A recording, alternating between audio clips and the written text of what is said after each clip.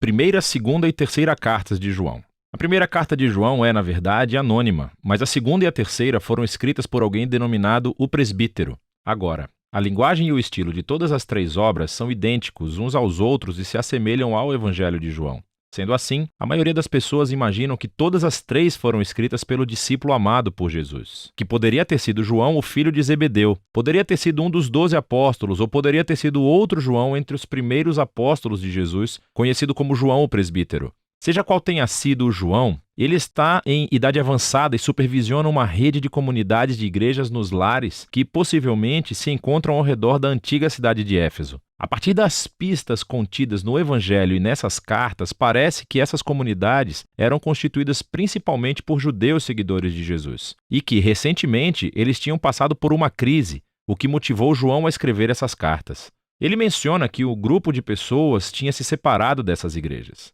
Essas pessoas já não reconheciam Jesus como o Messias de Israel ou como o Filho de Deus, e eles estavam instigando hostilidade entre aqueles que permaneceram fiéis às igrejas. Na verdade, esse conflito é abordado na segunda e na terceira carta de João. A segunda carta de João é um aviso para uma igreja no lar específica. Há um grupo de pessoas que negam Jesus. João os chama de enganadores. E eles provavelmente irão procurar validação e apoio nessa comunidade da igreja, e João diz que eles não devem oferecer.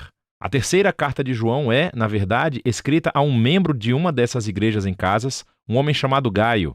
E o presbítero pede a Gaio que acolha os missionários legítimos que chegarão em breve. Ele precisa dizer-lhes isso porque o líder daquela comunidade, Diótrefes, estava agindo como um idiota e rejeitando qualquer pessoa que estivesse se associando a João, o presbítero. E então, essas cartas nos dão uma perspectiva da tensão e do conflito que João enfrentou nessas igrejas. E a primeira carta de João foi escrita como uma resposta a tudo isso, como uma forma de controle de danos. O presbítero garante àqueles que ainda acreditam em Jesus que Deus está com eles, já que são fiéis à verdade. Então, tudo isso nos ajuda a entender a singularidade da primeira carta de João, que, na verdade, não é uma carta realmente. Lê-se mais como um sermão poético enviado a essas igrejas.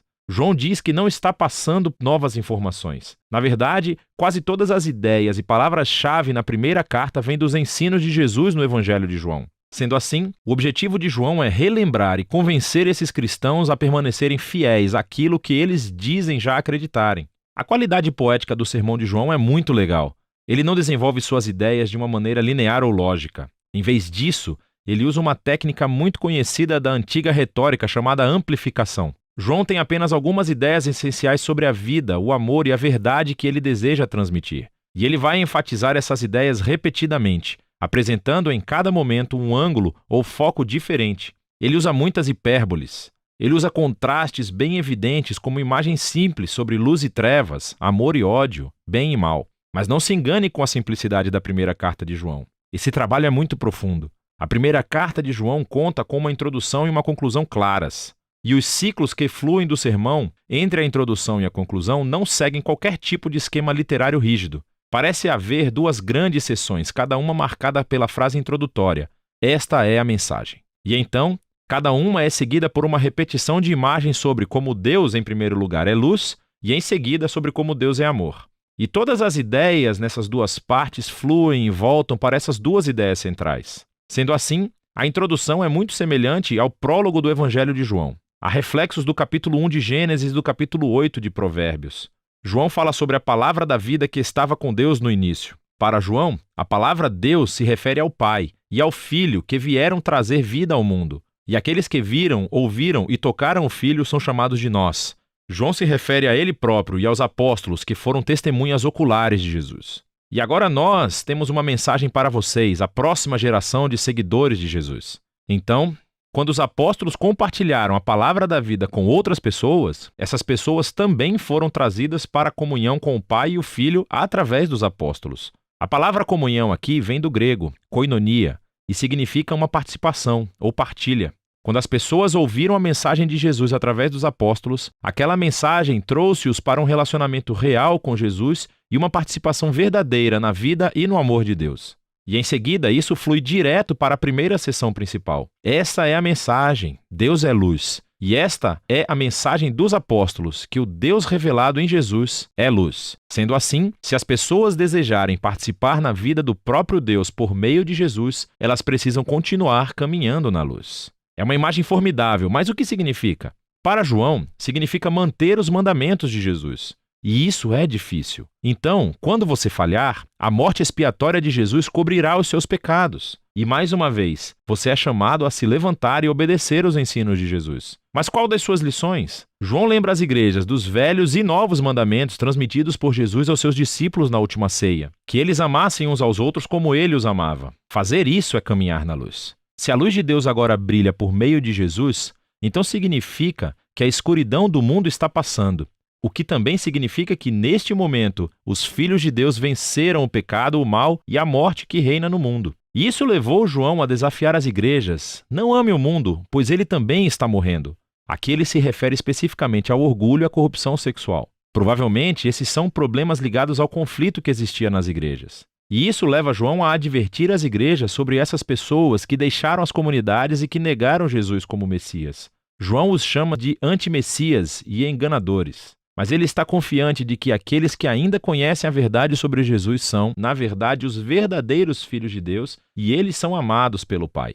E eles mostram que são parte da família de Deus quando praticam justiça e amam uns aos outros, ao contrário dos enganadores, que estão causando raiva e conflitos na província. E isso faz a transição para a segunda sessão principal do sermão. Esta é a mensagem dos apóstolos, que Deus é amor, diz João.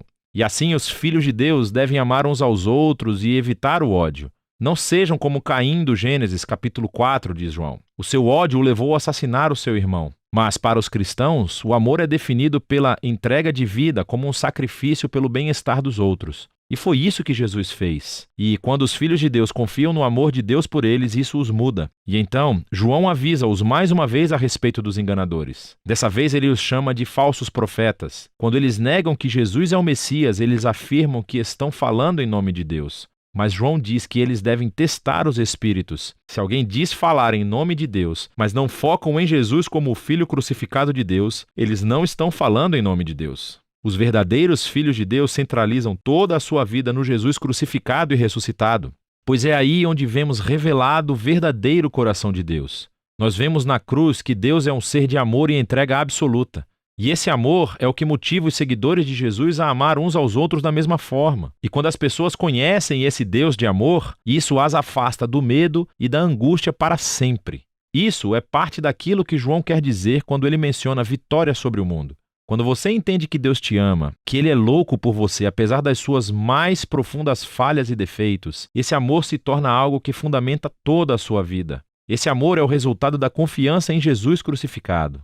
Vem por meio da fé no testemunho de Deus a respeito de Jesus dado pelo Espírito e a fé na mensagem dos apóstolos sobre Jesus. E quando o amor de Deus toma posse de você, a vida eterna se revela. É uma vida permeada pela própria presença, vida e amor de Deus. E isso começa agora e continua pela eternidade. E isso conduz João ao auge da conclusão do seu sermão. Ele diz: nós sabemos que o Filho de Deus veio, podemos conhecer aquele que é verdadeiro e estamos naquele que é verdadeiro, em seu Filho Jesus, o Messias. Esse é o Deus verdadeiro e a vida eterna. Agora, caso você esteja confuso ao ouvir essa frase e esteja pensando: espera, quem é aquele que é verdadeiro? Quem é aquele que nos dá a vida verdadeira? É Jesus ou é Deus? E a resposta de João é, obviamente, sim. João não conhece nenhum Deus além de Jesus.